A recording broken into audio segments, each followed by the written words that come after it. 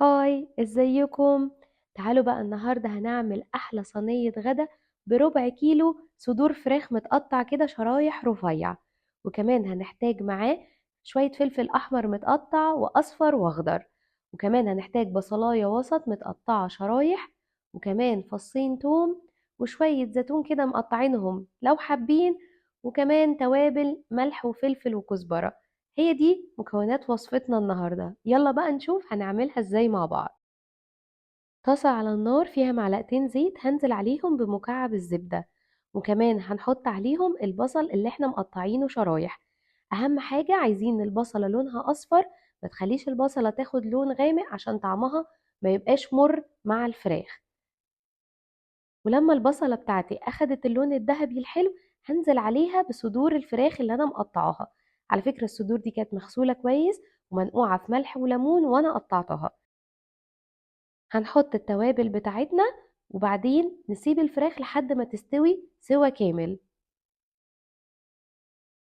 اما الفراخ عندي استوت هحط هنا فصين الثوم. الثوم بيديها ريحة وطعم حلوة قوي، ونقلبهم مع الفراخ وبعدين ننزل عليهم بالفلفل اللي احنا مقطعينه، ونقلبهم كده حوالي دقيقة واحدة على النار لحد ما الفلفل ياخد من طعم الفراخ والتوابل بتاعتنا. وهنا خلاص طفيت النار عليها وهي استوت، والخضار كمان اخد التشويحة الحلوة.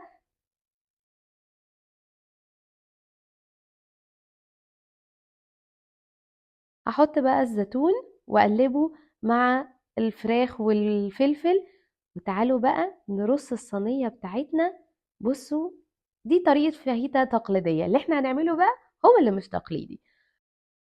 هنجيب عندي عيش كايزر يكون فريش، وهبتدي كده اقطعه من النص وافرغ كل القلب اللي فيه واخليه كده يكون رقيق. وبعدين بقى في صينية هدهنها بالزيت وفيه توم وعليه زعتر بيدوا ريحة وطعم بيجنن. هدهن الصينية بتاعتي كويس وابتدي بقى ارص العيش بتاعي جنب بعض كده. ولما خلصت الكمية دهنت كمان العيش من خليط الزيت ده كويس جدا وعلى الحروف.